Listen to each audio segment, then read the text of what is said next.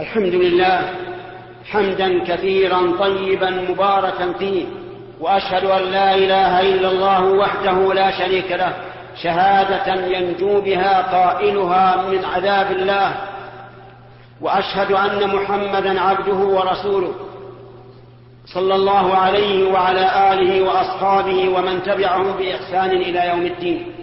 أما بعد، فيا عباد الله، إنكم تستقبلون في هذه الأيام أيام العشر المباركة التي أقسم الله بها في قوله: والفجر وليال عشر. فإن المراد بالليالي العشر عند كثير من المفسرين هي عشر ذي الحجة، وقال فيها النبي صلى الله عليه وعلى آله وسلم: ما من أيام العمل الصالح فيهن أحب إلى الله من هذه الأيام العشر. قالوا: يا رسول الله، ولا الجهاد في سبيل الله؟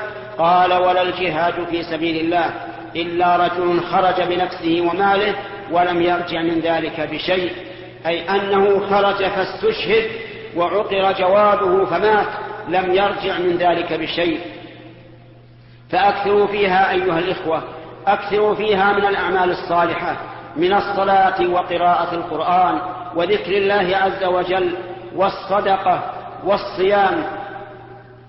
فإن النبي صلى الله عليه وسلم لم يقل هذا القول إلا حثا لأمته أن يبتدروها بصالح الأعمال. أكثروا من التكبير جاهرين به، أكثروا من قول لا الله أكبر الله أكبر لا إله إلا الله والله أكبر الله أكبر ولله الحمد، لتوافقوا الحجاج الذين تعج بهم الآفاق بالتلبية، فلتعج الآفاق بتكبيركم وتحميدكم لله عز وجل.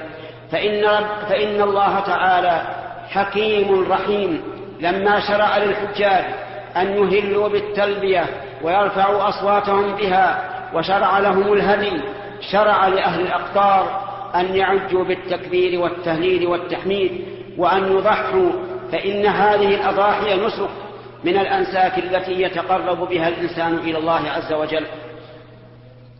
فضحوا عن أنفسكم وعن أهليكم، والأضحية الواحدة تغني عن الرجل وأهل بيته، ولا حاجة أن يضحي كل واحد لنفسه حتى ولو كان عندهم مال، لأن النبي صلى الله عليه وسلم أكرم الخلق، ومع ذلك لم يضحي عنه وعن أهل بيته إلا بأضحية واحدة. وكان أهل بيته 9 نسوة، ومع ذلك لم يضحي إلا بأضحية واحدة صلوات الله وسلامه عليه. أما الأضحية الثانية فضحى بها عن أمته، جزاه الله عنها أفضل الجزاء. ومن أراد أن يضحي فإنه إذا دخل العشر لا يأخذ من شعره ولا من ظفره ولا من بشرته شيئا، لأن النبي صلى الله عليه وسلم نهى عن ذلك. ولهذا من أراد أن يفعل السنة بقص الشارب ونتف الأبط وتقليم الأظفار وحلق العانة فليبادر قبل أن تدخل العشر، لأنه إذا دخلت العشر فإنه لا يأخذ من هذه شيئا، لنهي النبي صلى الله عليه وعلى آله وسلم عن ذلك.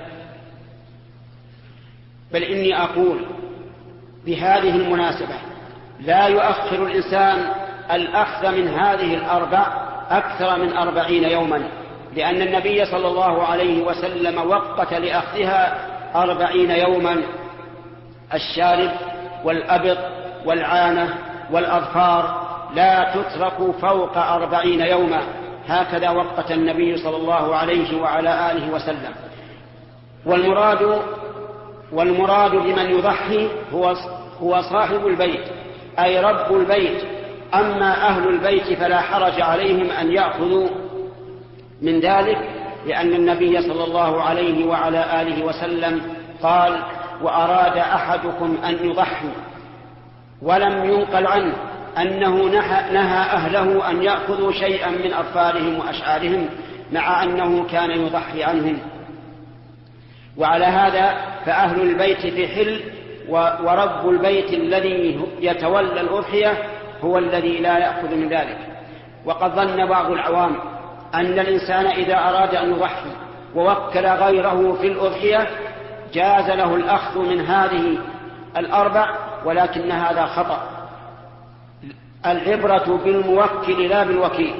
الوكيل كالجزار تماما، فكما أن الجزارين لا يحرم عليهم، فكما أن الجزارين لا ينهون عن الأخذ من ذلك، فكذلك الوكلاء، لأن الأجر إنما هو للموكل وليس للوكيل. فإن قال قائل: ما هي الحكمة في أن ينهى من أراد الأضحية أن يأخذ من شعره وبشرته وأظفاره؟ فالجواب أن ذلك من أجل أن يكون للأضحية حرمة، وأن يشارك من لم يحج حجاج بيت الله في عدم الترفه الكثير. فإن كانت هذه هي الحكمة فهذا من فضل الله ونعمته، وإن لم تكن هي الحكمة فالحكمة هي امتثال أمر النبي صلى الله عليه وسلم، حيث نهى أن يأخذ الإنسان من شعره وأظفاره وبشرته. أيها الإخوة، إن خير الحديث كتاب الله، وخير الهدي هدي محمد رسول الله، وشر الأمور محدثاتها، وكل محدثة في الدين بدعة، وكل بدعة ضلالة، وكل ضلالة في النار.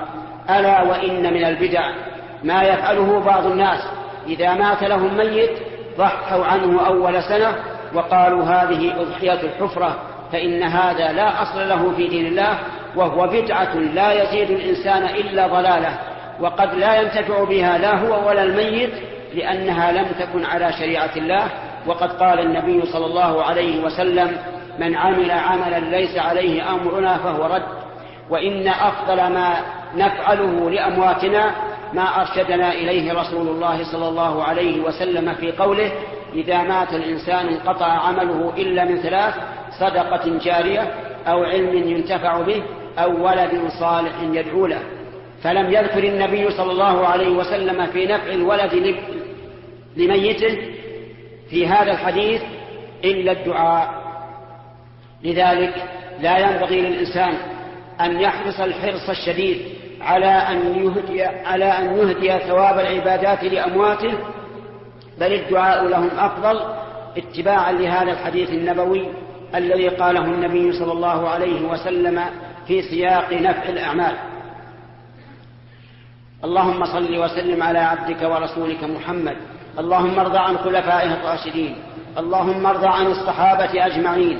اللهم ارض عن التابعين لهم بإحسان إلى يوم الدين. اللهم ارض عنا معهم وأصلح أحوالنا كما أصلحت أحوالهم يا رب العالمين. اللهم أصلح ولاة أمورنا. اللهم أصلح ولاة أمورنا صغيرهم وكبيرهم يا رب العالمين. اللهم هيئ لهم بطانة صالحة تدعوهم إلى الحق وتحثهم عليه، وأبعد عنهم كل بطانة سوء يا رب العالمين. اللهم خذ بأيديهم إلى الصلاح والفلاح، إنك على كل شيء قدير. ربنا اغفر لنا ولإخواننا الذين سبقونا بالإيمان، ولا تجعل في قلوبنا غلا للذين آمنوا ربنا إنك رؤوف رحيم.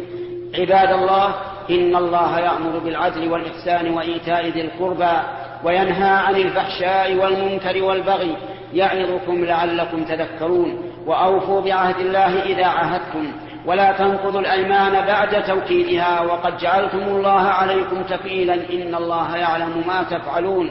واذكروا الله العظيم الجليل يذكركم، واشكروه على نعمه يزدكم، ولذكر الله أكبر، والله يعلم ما تصنعون.